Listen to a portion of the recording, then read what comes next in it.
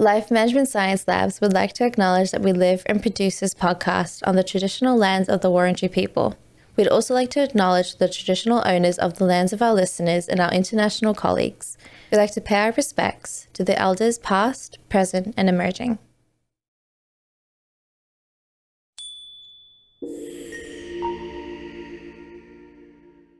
Hey everyone, and welcome to Raising Parents, the Parenting Science Insights podcast, produced by LMSL, the Life Management Science Labs. We are champions of life management science, providing structured insights informed by science and inspired by practice on key aspects of conscious living. Each week, we bring you scientific and practical insights on each element with the expert knowledge of professionals in the field. I'm your host, Dina Sargeant. Now, let's get started. Welcome back to the podcast. I'm here with the head of counselling at ParentalEQ, Stefanie Lui Ten. How are you today, Stefanie? I'm good, thank you. Just before we start, do you want to sort of introduce a little bit about yourself and what your specialties are? Sure. So, as you know, my name is Stefanie. I've been working with children and families for the last 9 years in lots of different spaces, but mainly in counselling. So I do a lot of children counselling, providing play therapy, as well as a lot of parent education, running parenting programs, and providing parents with the support that they need to support their children. My passion is really in the parent-child relationship and connecting parents to their children and helping them learn how to communicate and look at the needs behind some of the behaviors that happens for children. So how long have you been doing that? For about 9 years, Okay. give or take, yeah. Wow, that's a really long time. So we're going to be talking about parent-child communication today. How would you sort of define that topic? So parent-child communication. Yeah. Yeah. Well, I think for me, parent-child communication is an important topic. It's something that's kind of the foundation of everything that happens with a child as they develop. If the communication is done well and the connection is done well for the parents, everything else flows on a bit better and easier as well. But also, I think with parent-child communication, it's not just about the talking. A lot of times we think communication is the talking, but it's actually about the listening, the body language, facial expressions, tone of voice. All of that kind of comes into play, and also the understanding as well. So that's definitely something that we're going to get further into later on. Just to quickly start, we're going to start with a rapid fire questions, just sort of an icebreaker for the guests to get to know you really quickly. Sure. Okay, so just list the first thing that comes to your mind when you think of this. First one is your favorite book. Harry Potter. Okay. Yeah, okay. Your favorite movie? Favorite movie? Oh, The Sound of Music. Oh, I like that. I really like that one. Okay. Yeah. How about your favorite podcast at the moment? To be fair, I don't listen to much, but I do listen in when my husband listens to Property Couch. Property Couch. Okay. All right. Okay, so what about your favorite documentary at the moment? This isn't really a documentary, but that new show, Inventing Anna, on Netflix. Ooh, yeah, okay, I can see that. I can understand that. Yeah. How about your favorite news website? News website, news.com.au. Okay. Yep. Sounds that needs no explanation, I guess. Yeah. Okay, so the next part is definitely just going to be a little practice into looking into the practices. What is the practice that you do to improve your personal communication? Often to help me improve my personal communication, I do a lot of self-checking to see where I am at and how I'm feeling, but also kind of thinking from the other person's perspective, putting myself into their shoes and going, hey, hang on, they've said this to me. is there another meaning, or is there something else going on behind them? Especially with little children, I find it easier to do this with children than with adults sometimes. But with children, it's like, okay, they've said this to me or they've acted in this way. What is going on? So not just seeing the face value, but actually kind of trying to understand the underlying messages that might not know how to share with me. So I kind of try and look from their perspective and see if there's something else going on. That's how Mhm. I help with that communication for myself. Okay. So Mm. what are three good things that you've sort of noticed that this practice sort of gets you to gets you to hold? I think the good thing is kind of not taking things personal to begin with, and kind of understanding, hey, actually, when they've said this, maybe there's something else going on for them. So I can actually then see behind what's happening, and then understand what's going on, try and understand at least what's going on, and check in with them. So I can actually go, hey, I've noticed that you've said this, you're getting really upset. What's actually happening?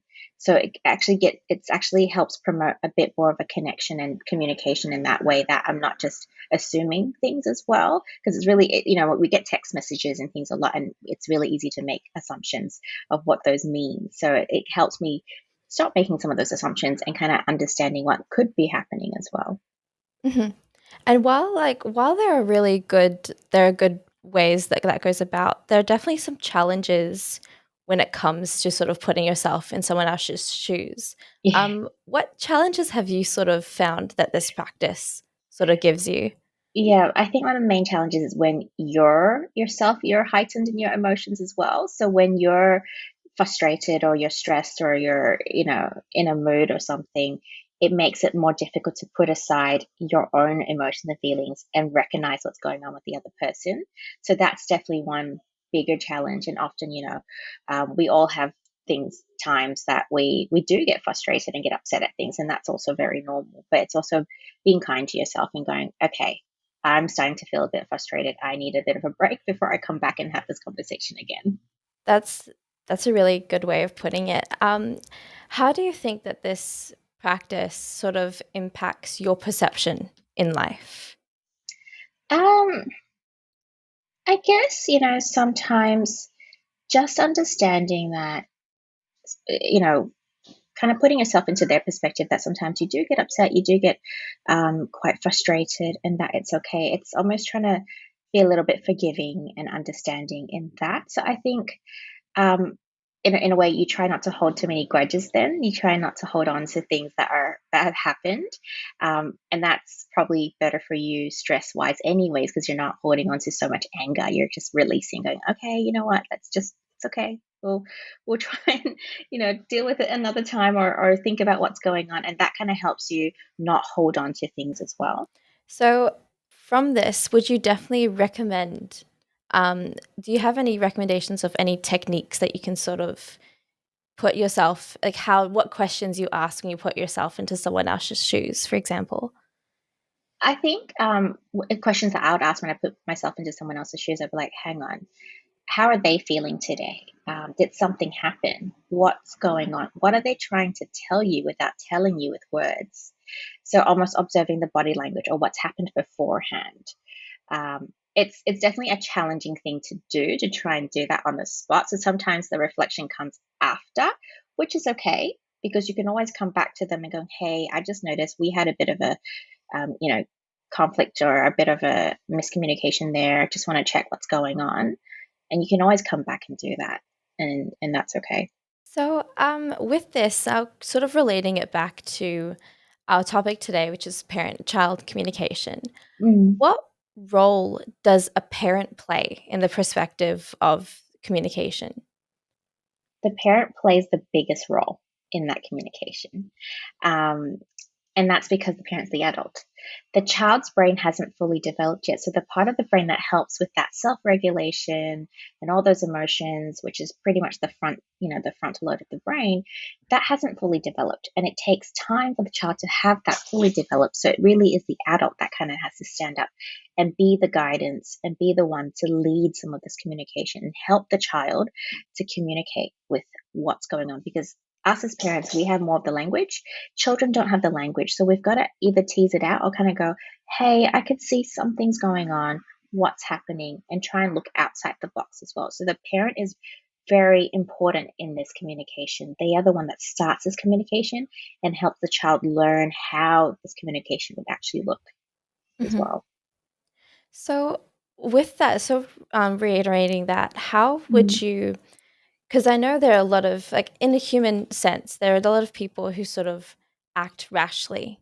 And as a parent, it's very, very easy to sort of act rashly towards anyone, especially a child. How Yeah. would you recommend to sort of take that time to sort of get into a place where you can communicate effectively?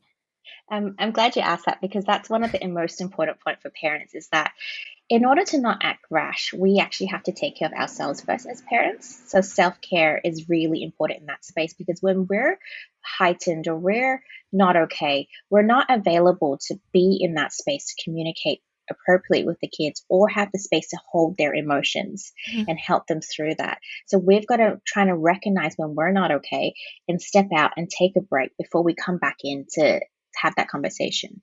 If the child's safe, that they might be having that really upset meltdown. If the child's safe, we might need to kind of take a step back, take a break, a breather, and then come back and, hey, I noticed that you're really upset and that something's going on. So it's almost trying to recognize that you're just bouncing off that emotion and it's not that they're doing this on purpose or that there's something against you. Mhm. They're upset and they're trying to tell you something, but they don't know how to tell you. So it's almost that reminder for parents to remember that they're not doing this deliberately. They're upset and they don't know what to say to you. And that message is easier to be heard when the parents are also okay. So kind of help that. And look, if you miss that opportunity in that moment, parents can always reflect on the situation after and then come back to it and repair that conversation. I've always liked to say to parents, it's not about what you have done. It's very easy to just lash out and yell because you're stressed as well, but it's about what you do after what you have done. So, how do you repair and connect after? And you can definitely use that as a way to teach children of how to manage emotions in those moments as well. Okay, so how does communication affect a parent and child interaction? What'd you say? Yeah, as in the relationship or how they interact. How they would interact with one another? Okay. So if you think of it this way, um, if parents and children don't have great communication, child may start looking like they're less likely to turn towards the parent because they feel like the parents aren't understanding them or that they don't feel heard. And so that interaction might look a little bit strained or less connected. So even if the child is happy to be with the parents and play, the child may not open up and tell the parents exactly what's going on for them because they feel like every time they say something, they get kind of shut down. And sometimes it's very subtle. You don't realize it. You go, oh, my child hasn't told me anything about what's happened, and they're all completely fine. And maybe the child is fine. The child is okay. Or maybe the child doesn't feel comfortable enough sharing because it's like, well, mom or dad is always just going to say the same thing, and what's the point of saying that? So I guess it's that communication and having that door open and having that open communication is important so that when things happen they will feel more comfortable coming to you and saying, hey, this is what's going on, this is what's happened.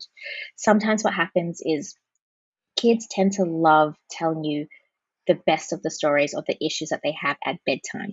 The bedtimes are the time where parents go, no, we've got to go to sleep, you've got to go.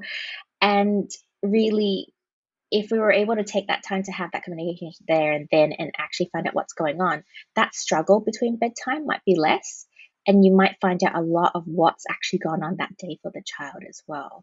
So Mhm. it's almost sometimes, um, you know, there could be a lot of strained arguments during the day, but it's because they haven't been able to tell you what's really going on. So they show you in that behavior.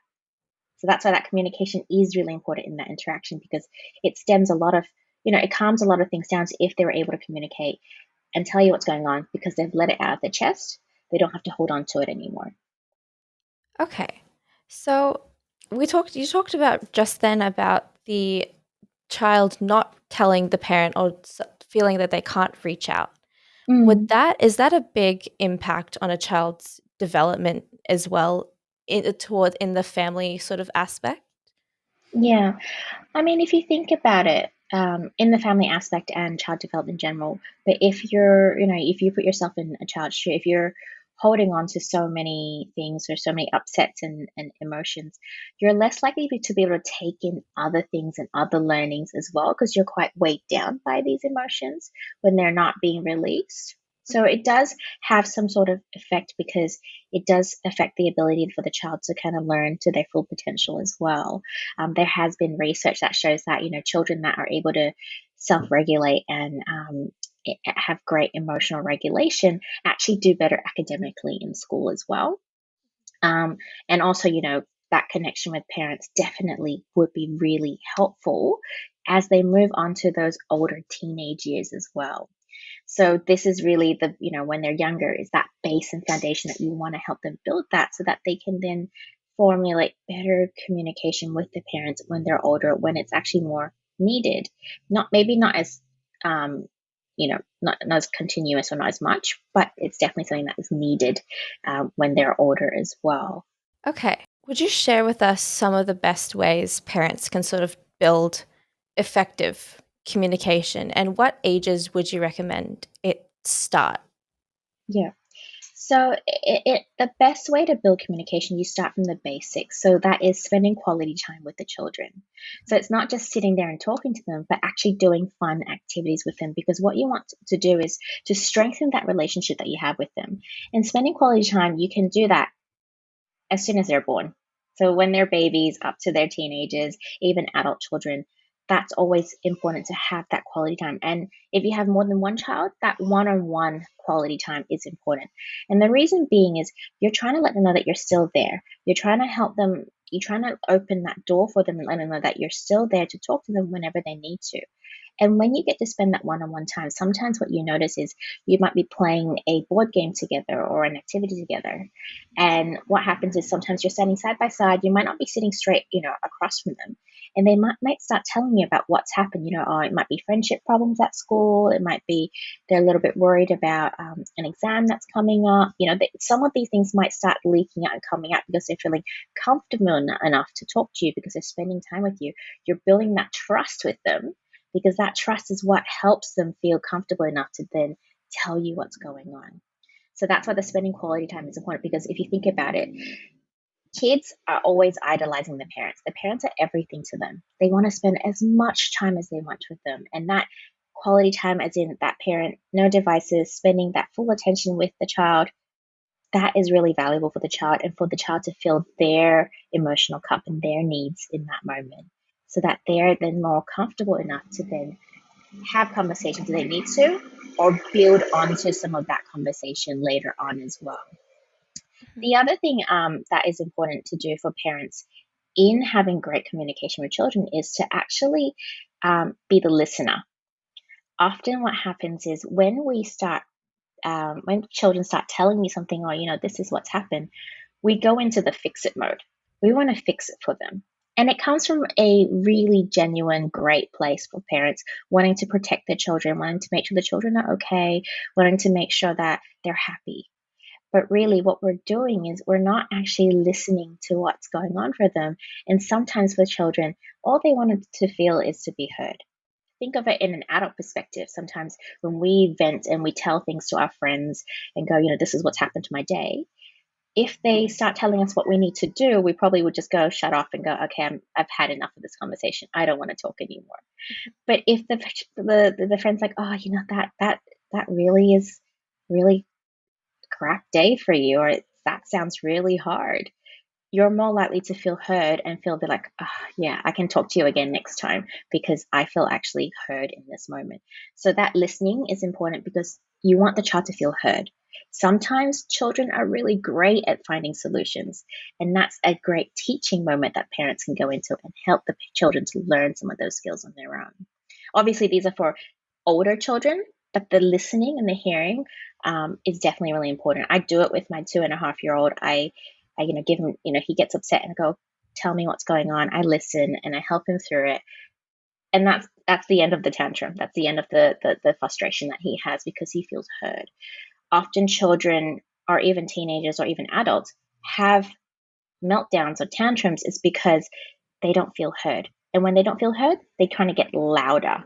It's like when you're yelling down for dinner time across the corridor, and no one answers you. You get louder and louder and louder until someone comes out.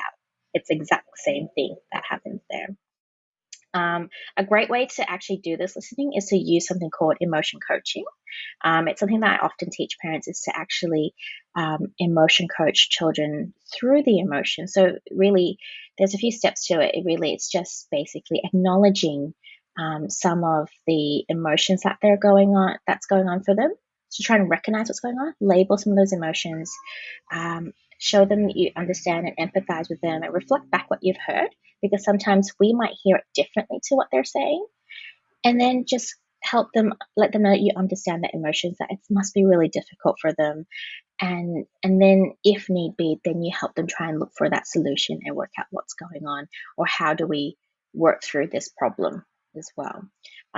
In part of the app that I work for, ParentalEQ, they have lots of modules that teach some of these things as well. And sometimes I often send parents that I work with as well, like a little tree diagram that actually has some of these great reminders of what to do and what to say in those moments, or what to remember to do as well. Because sometimes we don't remember, we forget, and that's okay. It's definitely all right. Yeah.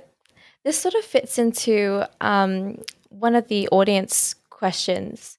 So, for example, their child, when they take him out to cafes and things, Yeah, he sort of has a need to throw a tantrum. yeah, So, how would you effectively, and she's sort of getting close to a point where she doesn't like to bring him out, and she doesn't yeah, want that to get to that point where she just doesn't take him out anymore, because yeah, it's a good social situation. It's still yeah, like, how would you recommend that conversation, like, for a child to be heard, but yeah, also for her to sort of communicate with him as well? yeah. How old is this child? Do you know? I think it's about 5 years old. 5 years old. Okay. So I guess, for children, when they go to cafes, you've got to kind of think in their perspective. So you're saying that the parent felt like the child had a need to throw a tantrum. So I guess the question would be for the parent is, what is going on for the child that they need to throw a tantrum? Is it that you're going to the cafe and you're having a conversation with other people, so then the attention kind of diverts away from him? Is he bored? Does he not like something in the environment? I'm just speculating here. There could be lots of things, reasons of what's making him uncomfortable, and trying to figure out what that is. So a common thing really is that either they're bored, or they just want you. They want to be part of the conversation, or they want to be part of what you're doing, and not just forgotten and left, to finish their meal while you're off chatting with someone else, Mhm. because it's like almost like a survival instinct for kids. As soon as you pick up that phone call, your kids are right on you, because they know your attention is diverted. It's the same thing. So a few tips would be being prepared in advance. So having a chat to the child and saying, hey, we're going to the cafe. This is what's going to happen. This is what we're going to do. So that they're a little bit aware of what's happening, or how long it's going to be, and what they're going to do, maybe what they're going to eat and things like that. And then it will be good to have some activities on hand that they can do to kind of keep themselves occupied. So it might be a book, it might be coloring in, it might be a toy. I often try not to use technology if I can, because I think that cuts off that connection, because Mhm. they will definitely just zone out and not talk to you. But having little like drawings and books would be great, because every now and then as you have conversations, you can still turn back to the child going, hey, oh, I see what you've drawn, because what they want is that connection point with you, and they want to communicate with you, and they want you to see what they're doing. They don't want you to just focus your attention somewhere else. The other thing is, in that moment when they're throwing a tantrum, is to actually cut through that tantrum and go, hey, I could see you're really, really upset. And to remember, he's not doing that on purpose to embarrass you, but he's probably uncomfortable about something, and something's going on. So, hey, I could see you're really upset. And because he's 5, he has a bit more language to tell you what's going on. So you actually ask him, I can see you're really upset. What's going on? Is something bothering you, or are you bored, or did you want mommy to speak to you? What's happening? see what they say, and then acknowledge, oh, I can see it. They might say, I'm bored, I've had enough of sitting here. Okay, it sounds like you're really bored. So what are some of the things we could do to help with that? So then you can kind of maybe pull out a goodie bag of activities that you had put in away. Definitely don't, at the beginning, pull everything out. Do one thing at a time so that you have extra things to do, and then go, okay, so what else can we do? What else? And after they're settled, then you can turn back to have that conversation with the friend. If it's just the two of you, it might just be that he's bored or he just doesn't like sitting still for that long time. I mean, it's really hard for kids to sit still at a cafe for a long time. So you do need to give them something to do and some interaction. It might be even having a conversation with him. Oh, what is the barista doing? The barista doing over there? Can you see the coffee cups there? Oh, what can we do? You can do some counting with them. You go, oh, I wonder what flavor is the foam in the milk, or what does that taste like? Have conversations with them, continually talk to them so that so that they feel interacted as well. If it was just a two, if there were other people, then, kind of try and balance back and forth. It's hard, definitely really hard, but they're not doing it on purpose. I think that's the important thing to remember is they're not doing it on purpose. They have a need that they haven't been met or doesn't feel heard, and they need someone to step in and do that. Okay. So, we all know that it's really, really important for parents to build effective communication early on. What are some other challenges that a parent could face when building effective communication? Sometimes challenges parents can face is when kids turn away from them. So when kids turn away, so for example, they throw a tantrum, but they don't want you around. They don't want you to hug them. They don't want you to do anything. They want you to go away. That's a very common one. And what happens is when children want you to go away, they don't actually want you to go away. What they want is they want some space to help themselves self-regulate and manage that emotions before having any conversations. When they're in that heightened mode, it's something that we call that they have flipped the lid. And when that lid's flipped, any rational conversation is out the door. They don't have the space or the capacity to listen to anything you've said. And anything that you try to tell them and say to them, they get really overwhelmed. And that's when they have a huge meltdown or tell you to go away because they can't deal with it. So sometimes it's important to remember that it's actually okay to give them a bit of space, but check in on them. If, for example, some kids might say go away, but they actually don't want you to go away. I tested this out with my child, and they don't actually want me to go away. They actually wanted me to just be there while they're still upset. So often I say, look, I can see you're really upset. I'm still here. I'll sit here and wait with you until you're ready to have a conversation or chat to me. And sometimes that helps because they know that they can be safe enough in their emotions, and I'm still there. I'm willing to hold them in that as well. And when they're ready, they'll come to me and let me know what's going on. Sometimes they might want to cuddle, sometimes they might not. And that's okay because each child is different. Each child needs comforting in a different way. I've worked with children where in order for them to calm down, they need to do puzzles. And that helps them calm down in that space by doing something different and doing something to distract themselves from that emotion or to help them kind of breathe and calm down. Some kids might like the breathing, some kids might like different things. So you got to work out what works for your child, but just because they tell you to go away doesn't mean they really want you to go away. If you think about it for yourself, when you're upset and you tell someone else to go away, you probably might want them to kind of come and check in on you and see if you're okay. You might not want them to completely go away as well. So if that child does want you to move out the room, say, okay, I will wait for you outside the room, and maybe check in with them every 10, 15 minutes and see if they're okay and if they're ready to come out and have that conversation. Because sometimes when you're heightened, you really do need that kind of calm down moment before anything else happens as well.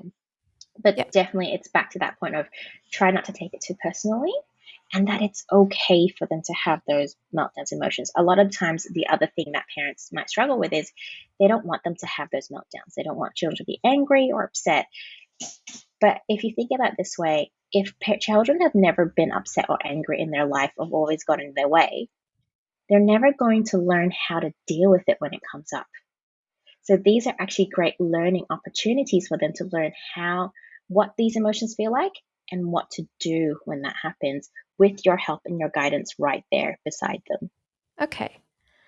We might go to do the roleplay part, one of the ones I was really excited to do. Yeah. So Stephanie has sent me a little role play to do on the side. I am not the best when it comes to role playing, so I will try my hardest to pull this character off as well as I can. So scenario. Should I read out the scenario? Sure. Yeah. Yep. So the scenario that was given is a 7-year-old girl who has been unusually quiet when being picked up from school.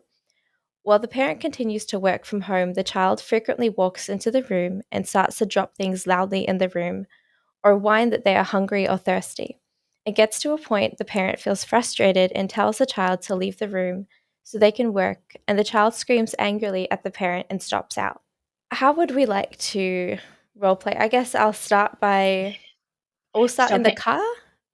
stomping up the room. Start by Yeah. stomping our room. So we'll probably start. This is the background Okay. story, and we can start from when you've stormed out the room and the parent comes in to check in on you. Okay. So I've stomped out the room. Stomping out. Yeah, very angry child. Yep. Hey, Dina, I've what's happening? I can see that you're feeling really, really upset at the moment. Can you tell me what's going on? What happened? I don't know. You're not really sure? No. Yeah, it sounds like you're a lot more upset today than you usually are. And it sounds like you really wanted me to kind of notice that something's gone on. Did something happen at school? Yes. Yeah? Would you like to talk about it? I couldn't play the game today. Oh, you couldn't play the game today. What game was it? I was chasing Rebecca. Ah, you were chasing Rebecca, and then what happened? I couldn't catch her. Ah, you were chasing Rebecca and you couldn't catch her, and that really upset you. Yeah. Yeah. And you felt really sad that you couldn't participate and play in that game because you couldn't catch her. Yep. Yeah. So it sounded like that was something that was really bothering you today and really, really upsetting you today.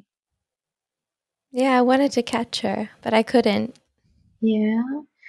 That sounds so frustrating. I would be very frustrated if I couldn't catch someone too. So Yeah. what Yeah, so what would you like to do now to kind of make you feel a little bit better? What would help you? Can we go to the park? Sure, sure. Let me finish up what I'm doing in here and then we can go to the park, okay? Okay. So that sounds kind of simple, Yeah. that scenario. And thanks for role playing. You're a brilliant 7-year-old. I tried. But sometimes it can be that simple, and it does take a little bit of investigative. At the beginning, I did ask a few questions, but it was important for me to not jump in and go, "Hey, you can't talk to me like that. I'm your parent. You can't speak to me." I kind of just cut that off and go, "Hey, hang on, what's going on? Because you're normally not like this, and there's something else going on, and I might have missed it." So it's important to kind of recognize what's happened. And in this scenario, the little girl had was upset about something at school. It wasn't even about me as the parent. It was got nothing to do with me. It was Mhm. because there was something going on at the back, and something's happened, and that really upset her, and she needed someone to hear it and help her through those emotions because she didn't know what to do. So it's important to kind of take that time if possible. I often love telling parents because the research says, you only need to do it 30 to 40% of the time. So it's not something that you can do all the time. Sometimes we're busy, sometimes we're in the middle of something and we can't do it. But you can always come back to it. And also, you don't have to do it all the time because it's exhausting if you feel like if you had to and you have to be 100%. But you just have to be that good enough parent and do that when you can. I realized from the tone of voice as well, and that sort of really helped to diffuse the Yes. situation. And it's sort of like, okay, it means she's being nice. It means I can sort of reply in a similar way. So I think when Yeah. we were talking about how it helps the children's development, I definitely feel like that would be such a great way to sort of Yeah. introduce positive communication. Yeah. And that reminds me, with that tone of voice, if you get heightened and exaggerated, they follow because they try to match your pitch. If Mhm. you calm yourself down and you pull that tone down, they don't have to yell as loud for it to be heard, so they calm down as well. Same with the body language. If you're trying to talk to them, but your body and your back is not turned towards them, they don't know you're talking to them and they don't feel heard, but it's almost like kind of turning towards them, getting down to their level and going, hey, what's going on? So, for example, if I was talking to the 7-year-old, I probably would have, moved and stood right in front of them and gotten down on my knees and going, hey, what's happened? What's going on? Depending on the height of the child, of course, Mhm. but bend down to their level so that they know you're talking to them, because that is part of that communication, is that body language and tone of voice. So that definitely makes sense what you were saying. With that, for example, I think you were talking about the only have to be there about 30% of the Yeah. time. How would you sort of play that sort of soft tone as a teenager towards a teenager? Because I know that's like being a recent teenager myself, I sort of know that there's a lot of ways that a child is very different to a teenager. Yeah. And a child definitely has a lot more heightened, a lot more, they know a little bit more about the world to sort of know how they would like to communicate. Yeah. Yeah. So how would you sort of do that as a parent to a teenager? Would you still use that tone of voice or would you try a different kind of method? I would probably, it depends on the teenager. And depending on how teenagery they are. So, like, Mhm. 13, 14, you could still do the same thing. Older teenagers may be a little bit different because they might not want to talk about feelings. They might not want to have those words. But it really depends on what the teenager's like and how they are open to it. If they don't like that tone of voice, maybe you switch it up a little bit. So, I would still start off with that tone of voice first because it's a genuine tone of voice, and you just want to, hey, what's going on? What's happening? I mean, you could use that tone of voice with an adult and go, Mhm. it might be you telling me something one day, and I'd be like, okay, well, what's happening? You're getting really upset. Can you tell me what's going on and what's happening? Because if you think about it, that tone of voice doesn't really matter whether they're a young kid or older. You might want to kind of act a little bit more firm with teenagers, but at the same time, they probably like the warmth anyways in that voice, and it helps them. If you notice that they're bouncing back and they don't like it, and you go, okay, so what's happening? What's going on? Or it might be that they might need another parent to kind of, if you can tag team parents, maybe someone else can speak to them in that as well. But it's really hard to say you just have to change up your tone of voice because you never know what kind of tone of voice they like. It depends on their mood. It might just be that at that moment in time, they're not wanting to talk to you at that moment. You go, okay, I'll come back and speak to you later. It might just be that. Yeah. It it definitely sounds like it's very situation based. Yeah. Yeah. With that, how would you sort of say, for example, because this is sort of similar to one of the audience questions as well. Yeah. How would you do that with the time spent? Because the parent is, for example, working Mm. and being a single parent and working full time, it's really hard to sort of have that one on one conversation. So the child is basically a lot of the time at daycare throughout the time that the parent's working Yeah. and picked up a lot of ways of communication from other kids or from Yeah. the people at daycare. Yeah. Would you sort of still reiterate that positive communication in a child with the parent not being there all the time? So how to communicate with them when they have less time or little time with the children. Yeah. Yeah. So that comes back to the beginning point of spending quality time. Mhm. When you're able to spend quality time with them, you're actually building in time where you can communicate and connect. You might be really busy during the week doing this, doing that, but maybe it's bedtime for 10 minutes that you connect with them and you spend that quality time reading a book together. That's a time to communicate. Hey, how's that? How's your school day been, or what's daycare like? It might be during dinner time. Some families like the family dinners and they kind of have chats then. It might be it depends on how long the bath time is. It might be chats there. You kind of work it into your day-to-day routine if you can, but not stressing out that you have to do it every day as well. So when I say spending quality time, I get parents to often do, once a week, maybe 30 minutes once a week. It has to be realistic and doable. And when you have those quality time, you know that you have those ways of communicating with the kids because you haven't seen them for all day, but you can connect in that 30 minutes that you've set aside time for. It's really hard to obviously drop everything and do that. But if you factor in some time, that definitely is really helpful. The other thing is for slightly older children, if you feel like you're missing out some of the communication with them, I've had parents where they do communication books with the kids so that they get to write down what's happened or what they want to talk to the parents about, and the parents will read it and then come back to them in their special time and do that so that the kids don't have to hold on to it. They can actually write it down and do that, and then parents can come back to it and have chats with them later on. But definitely that spending quality time and doing that, those two things would be most helpful because I guess, it is understandable when you're a single parent and when you have really lack of time, it's really difficult to do it ad hoc and on the spot.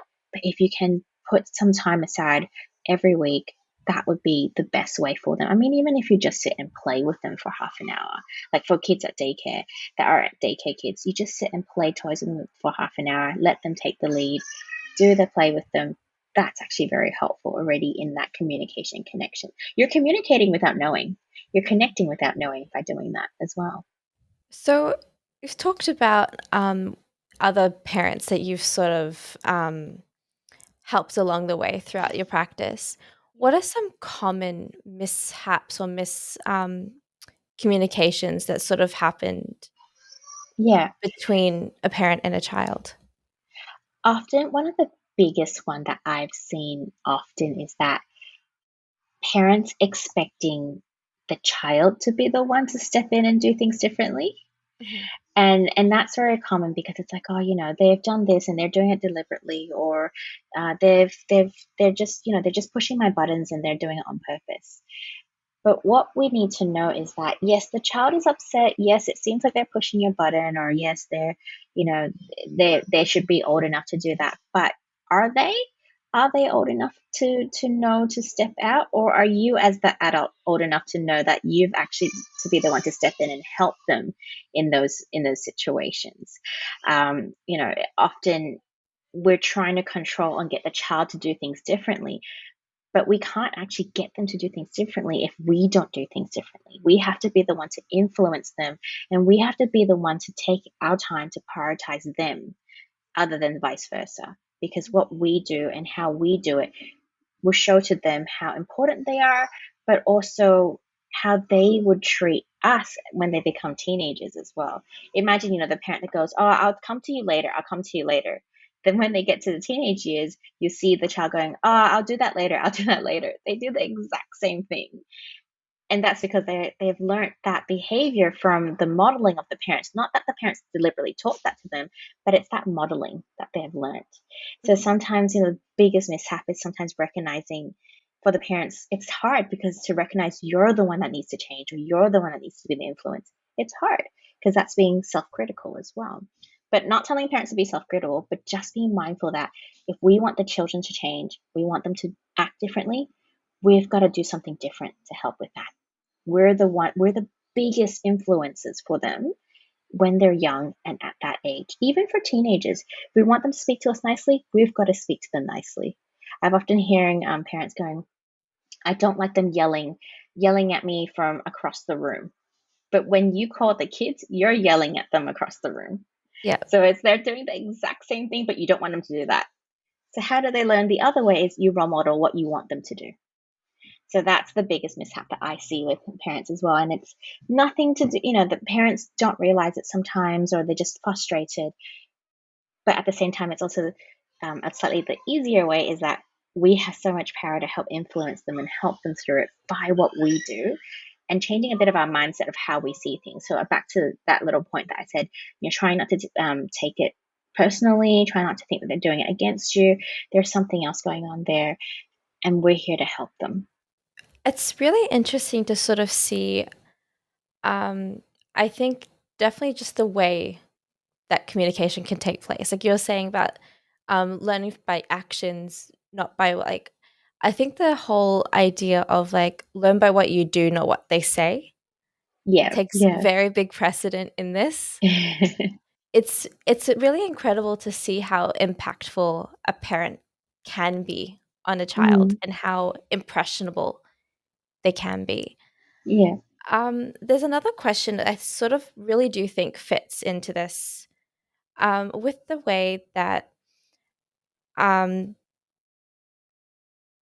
talking about the tone of voice, going back to the tone of voice, yeah, the child is definitely the kind of child that's very aggressive, and it sort of fits in. I think it changes with culture as well. It's definitely yeah, something that's very different. Like it's a very they come from a Arab background, and I do think that sort of fits in sometimes because there is like yeah, cultures that are very a lot more loud and a lot more um, outspoken than others. yeah, So, yeah. how do you think culture fits into the communication between a parent and a child? I think how culture fits in is also how the parents are brought up in that culture too. So Mhm. sometimes how they're brought up or how they understand how communication happens or how emotions are or what emotions are about or how to deal with emotions, that affects some of that communication with the child because it affects how they what they're comfortable with or what they expect in that communication as well. And look, I think with culture, you just have to be mindful really. Each family is different. If you're okay with how the child is responding to you, then that's fine because if that's your culture, that's how people talk. They're loud, they're happy, they talk quite in a aggressive tone, but not aggressive. Because I know there's some culture where it's aggressive tone, but it's not actually aggressive. That's just how they talk. If you're okay with that, that's fine. It's more of if you're not okay with that, then something needs to change. I think that's the same with every culture. If you're not okay with that, then there's something that you need to do differently to help them learn in a different way. So it's really for each family to recognize what values they want to instill in the child, what kind of what they want to teach the child, and how they want the child to understand this culture and what it's like as well. Because really, speaking loudly doesn't mean you're rude or aggressive. That just might be how you communicate or how they've learned to communicate growing up. You know, as parents, that might be how it is. If you want your child to do the same, that's fine. If you don't, then there's something that you might have to do differently. And I guess also being mindful a lot of times because we're in Australia, this multicultural is that you might teach one culture somewhere. The school or the daycare might be slightly different or their friends, but being able to respect that each culture is different. And this is a good learning opportunity for kids to learn that each culture is different, each person is different, and it's okay and comes back to the whole understanding where they're coming from and their perspective. You know, being loud doesn't mean they're being rude. They might have been really excited. That might just be how they're very passionate about something. So it's almost having that conversation with the child about saying how everyone's unique and that's okay. So we've got a little bit of time left. We always love to sort of give the guest an open mic where you get a chance to talk about anything that you're passionate about. It doesn't have to be related to the topic, Yeah. just something that you have been really passionate about. It can be recently or it can be something that you really want to connect with the audience. Sure. Um, I think one thing that I'm really, really passionate about when I work with parents and families, especially when I work, because on the ParentalEQ app, I do a lot of conversations with them, or sometimes we do video calls and things. The first thing I always get parents to be mindful of is have they taken care of themselves? Because what happens is we talk a lot about the child, what we can do, how you respond to the child, but as parents, if we're not okay and we're not taking care of ourselves, it's that oxygen mask analogy, you know, when the plane drops the oxygen mask, they always tell you to put it on yourself first before your child. And the Mhm. reason being is if you put it on the child first and you pass out, the child's nowhere to be protected in that moment because the adult is not there. But if you put it on yourself first and the child passes out, you're still there to put that mask on that child and make sure the child's okay and make sure the child is safe. But as parents, we always prioritize everyone else beforehand and we forget to take care of ourselves. And a lot of the parents that I speak to, whether it's on the app, whether it's outside, is that they always forget that they can take care of themselves. It's like, oh, everyone else's needs need to be met first, and they forget. It's almost like giving them permission that it's okay for them to do something nice for themselves or to take care of themselves. Because when we're highly strung, we're not then available for the kids. Mm-hmm. And we're just as important in that family unit that as the rest of the people in there as well. If we want to take care of ourselves and we're okay, we're going to make life a lot easier when we're trying to deal with other emotions and other things that are going on. So I always get parents to do something nice for themselves, whether it's just 5-10 minutes in the week. I'm not even saying every day, in the week, whatever's realistic and doable. It might be to make yourself an extra cup of coffee that's nice. It might be if you get to, maybe you get to go out and do a little bit of a walk or a run by yourself and do that. It doesn't have to be something big. It doesn't have to be something that's half a day or a day. It's great if you can have a weekend away. That's perfect. And that might be something that you can do once in a year, or you can do it more frequently if you're able to. But having some little one times to kind of take care of yourself is really helpful. It really makes you feel really good about yourself, but also it gives you a little bit of time to rejuvenate and reset yourself before you're coming back to deal with all the chaos or anything that's happening as well. Because often parents nowadays, they juggle either multiple kids, they juggle work, they juggle caring for other people. There's lots of stressors going on. So we need to definitely take care of ourselves and make sure we're okay in that. I remember having conversations with a parent about self-care, and she was saying, I have to schedule this in, I have to do this. And I was like, well, that doesn't sound very relaxing. That's not really self-care if you're stressing about not doing self-care. Yeah. Self-care kind of needs to be something that relaxes you. And it's, if you can't do it, don't feel bad about it. It's something that you're doing nice for yourself. It's not something that it needs to be a chore. It needs to be something that is because you need to relax and it's for you to feel good. It's great if you can schedule it into your day. I'm not saying not to schedule it, but not to stress about it as well. Going off of that, just real quickly, just before we run out of time, how you listed a few recommendations as to how you can sort of do self-care. Yeah. How often would you say? I think you said just about once a week or a couple times a week that you can do that. Yeah. Yeah. Yeah. I'll probably say, look, at least once a week, if you can do that self-care. If you do it once a week, maybe half an hour of some downtime for yourself, reading, going out for a coffee with a friend, or even just having some quiet time after the kids gone to bed. That's really nice. If you can do it more, then do it. There's no really limit of how much self-care you need to do, but at least once a week to kind of just give yourself that time to relax and rejuvenate and calm down and reflect on the week, even if that's what you want to do. And when I say kind of take care of yourself, it's not trying to do housework, house chores, getting the house together, but actually sitting down for some time for yourself. So that's why I'm saying 5 to 10 minutes if you can for one of the nights, because that's more realistic and doable, especially for parents that are working full time, single parents especially. That 5 to 10 minutes might be gold, to have that little quiet time. But definitely once a week would be definitely the aim. If you can do it more, great. If not, that's okay as well. Mhm. So I think you're talking about parental EQ and what services, Yeah. what are the specific services that that platform offers for parents?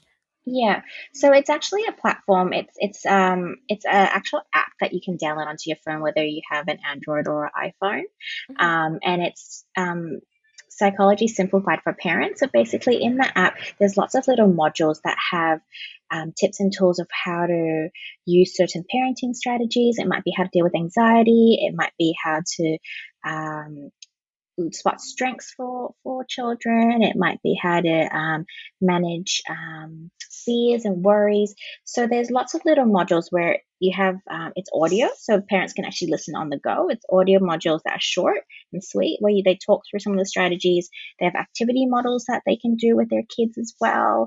And then also on the app, they can chat to an expert. So we have experts that you can talk to and ask questions. Hey, my child is like the questions that you had, my child's doing this, or I have this happening, what can I do? And the experts will reply to them within 24 to 48 hours to kind of chat to them and chat them through scenarios of how to work through some of these strategies or work through some of these things, maybe link them back to the app and say, hey, have a listen to this and see if this is helpful. And also, if they need it furthermore support, they can actually book a session with the experts and have a longer chat with them about it as well. So it's a tailored service for parents and for each parent's scenario and situations as well. And it's just on the palm of their hands in their phone. Well, that's very, very convenient, especially for parents on the Yes. go.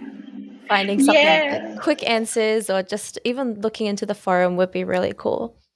Yeah, Yeah. definitely. So I really, really loved talking about this today. I feel like it's definitely a topic that a lot of people with or without kids definitely need to learn, especially if you have kids in the family. It's definitely something that would be very beneficial. Yeah. Um, so I would love to thank you for joining me today and thank you for talking about it and sharing your expertise. It's definitely helpful. It's definitely something that, especially the putting yourself in someone else's shoes, Yeah. that part would be really something that I think even I need to sort of take into consideration every now and then. Yeah. Yeah, so Yeah. thank you so much for joining me today, No Stefanie. problems. Thank you for having me. It was lovely speaking to you. You've been listening to Raising Parents, the Parenting Science Insights podcast, produced by the Parenting Science Labs, a division of LMSL, the Life Management Science Labs.